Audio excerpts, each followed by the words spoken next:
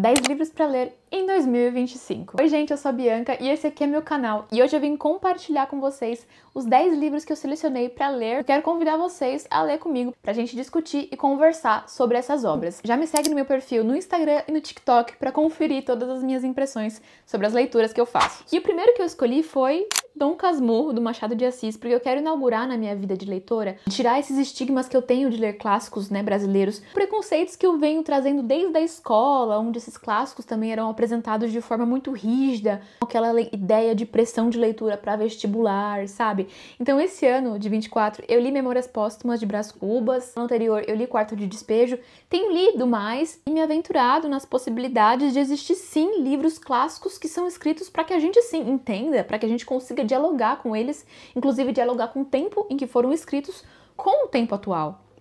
Então eu tô totalmente apaixonada e quero muito me esbaldar. E aí escolhi justamente Dom Casmurro, que é um livro que eu sempre quis ler, sempre quis entender o raio do diacho, da Capitu traiu ou não traiu. E aí o ano que vem eu quero começar as minhas leituras com Dom Casmurro. Um resumo dessa obra.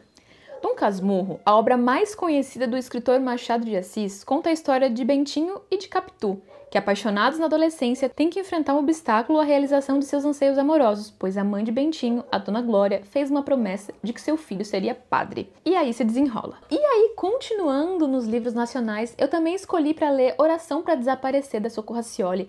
Eu li agora em 24, A Cabeça do Santo, e fiquei completamente apaixonada na narrativa, a beleza como ela descreve o contexto local, como resgata tradições, histórias de um povo e traz isso de uma forma muito mágica. Então eu escolhi para ler A Oração para Desaparecer, que dizem que é um pouco similar, Bora ler a sinopse. Cida, uma mulher sem identidade nem memória, reconstrói pouco a pouco uma nova vida em um lugar completamente desconhecido. Jorge encontra nessa misteriosa estrangeira uma paixão inesperada, que recria o que não parece provável. Do outro lado do Atlântico, Joana é o fantasma de um amor há muitos anos perdido por Miguel. Quando os 4 personagens se entrecruzam no tempo em busca de respostas para as próprias angústias, se deparam também com uma trama fantástica sobre magia, ancestralidade e pertencimento. Ai, eu tô animada. Acho que vai ser 5 estrelas. Depois eu quero rever esse vídeo e ver se foi isso mesmo. Continuando na toada dos livros nacionais, eu escolhi Ponciá Vivêncio, da Conceição Evaristo, que era outra autora que eu tinha muito esse estigma de medo, de dificuldade em leitura. E aí eu li 24 Olhos d'Água e também li Canção para Ninar, Menino Grande. Me apaixonei por Canção para Ninar, Menino Grande, vocês não têm ideia. E o ano que vem quero ler Ponciá Vivêncio, que também é um livro da Conceição que muitas pessoas dizem ser o melhor. Então quero ler para ver se eu concordo com isso. Quero ler um pouquinho também do que fala essa obra.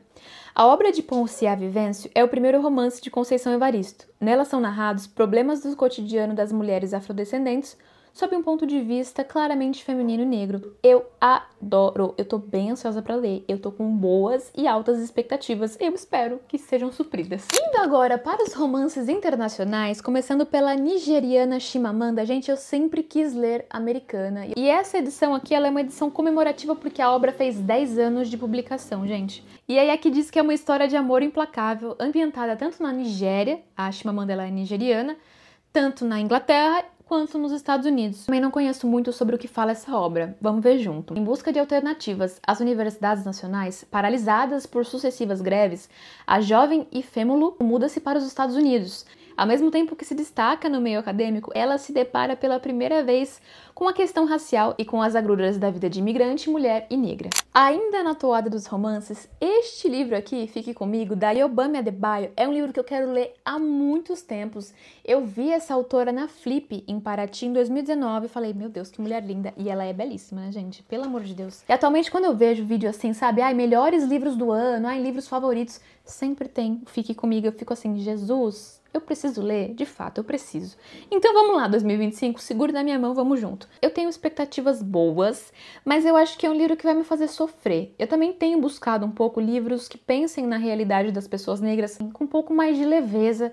Eu não acho que talvez eu encontre leveza, eu acho que eu vou encontrar aqui umas pancadas. Mas vamos à sinopse. Yejide, acho que é assim que se pronuncia, espera por um milagre, um filho. É o que seu marido deseja, o que a sua sogra deseja e ela já tentou de tudo. Mas quando a família insiste que seu marido receba uma segunda esposa, Yejide chega ao limite. Tendo como pano de fundo a turbulência política e social da Nigéria dos anos 1980, Fique Comigo retrata a fragilidade do amor matrimonial, rompimento de uma família, o poder do luto e laços arrebatadores de maternidade. Então eu acho que a gente vai sofrer, eu tenho certeza, gente. Eu acho, mas eu acho que vai ser um livraço. Eu tô com excelentes expectativas. Da espanhola Alana Portero, eu quero ler Mau Hábito, que é o livro, que foi o livro de outubro, se eu não me engano, que a Tag Curadoria enviou para os associados. E eu recebi, não li, mas sei que foi o que todo mundo mais gostou dos 12 livros que a Tag enviou. Eu tô super ansiosa. É um livro que é contextualizado em Madrid e conta a vivência e amadurecimento de uma personagem trans. E aqui diz o seguinte: nessa estreia literária que se tornou um fenômeno mundial, inclusive é um dos livros favoritos da própria Dua Lipa, acompanhamos a formação de uma menina que cresce num bairro operário, devastado pela heroína, na Madrid dos anos 80. Com crueza e poesia, Alana Portero cria um romance sobre as alegrias e os conflitos envolvidos na experiência de uma pessoa que decide experimentar livremente o gênero. Então, assim, todo livro que eu falar aqui, eu vou falar grandes expectativas, eu vou, porque eu tenho, gente. Eu tenho milhões de livros pra ler e eu escolhi 10. Então, assim, são os que eu mais tenho expectativa. E o último romance que eu selecionei pra ler no próximo ano foi do queridíssimo James Baldwin, O Quarto de Giovanni, que todo mundo também comenta muito bem. James Baldwin, que teve recentemente pela Tag também, o último livro que ainda não era traduzido para português, foi traduzido e já está no Brasil, que é o Proclamem as Montanhas, que eu também quero ler, mas eu quero começar assim, primeiro contato com o autor, bora ler o mais conhecido, que é O Quarto de Giovanni, que eu acho que assim não vai ter erro. Ambientado na Paris boêmia e fervilhante da década de 1950, esse clássico moderno narra a história de David, um americano de família abastada, que aos 20 e tantos anos passa uma temporada na capital francesa enquanto espera o regresso de sua namorada. Ela, que partiu para a Espanha a fim de decidir se deve ou não aceitar seu pedido de casamento. Nesse interim, ele conhece Giovanni, um jovem italiano que trabalha como garçom no bar badalado da cidade. Esse encontro tórrido, inesperado, vai pôr em xeque as convicções e planos do protagonista. Vamos ter uma história de amor aqui, eu tenho certeza. Giovanni e... quem que é? David e Giovanni talvez seja o nosso casal. E eu espero muito babado disso aqui. Muita escrita boa, poética, tapas na cara, emoção, derramamento de lágrimas. É isso que eu espero pra mim em 2025. Eu preciso disso. Eu tô cansada de ler livro ruim, gente. É sério. Eu preciso de verdade disso. Entrando agora nos livros de não ficção, eu quero muito ler o novo lançamento do Projeto Quirino, que é o livro Projeto Quirino. Pra quem não conhece, Projeto Quirino é uma série de podcasts. Esse podcast e o livro tem como temática evidenciar a história do Brasil a partir de uma perspectiva afrocentrada. A gente tem no Brasil tantos heróis nacionais que são brancos, chegaram nesse posto de herói, de supervalorização, em uma narrativa brancocêntrica que foi contada pra gente a nossa vida inteira, desde a nossa escola, desde a formação dos professores. Eu acho que esse podcast, ele vem evidenciar muitas coisas que o Brasil ainda precisa fazer para contar de fato a sua história, valorizando a contribuição dos povos indígenas, da população negra, africana e afrodescendente. Então, esse livro, chuchuzinho, eu quero muito ler. E como já virou tradição nesse vídeo, altas expectativas, mas depois eu quero conversar um pouco sobre esse livro com vocês.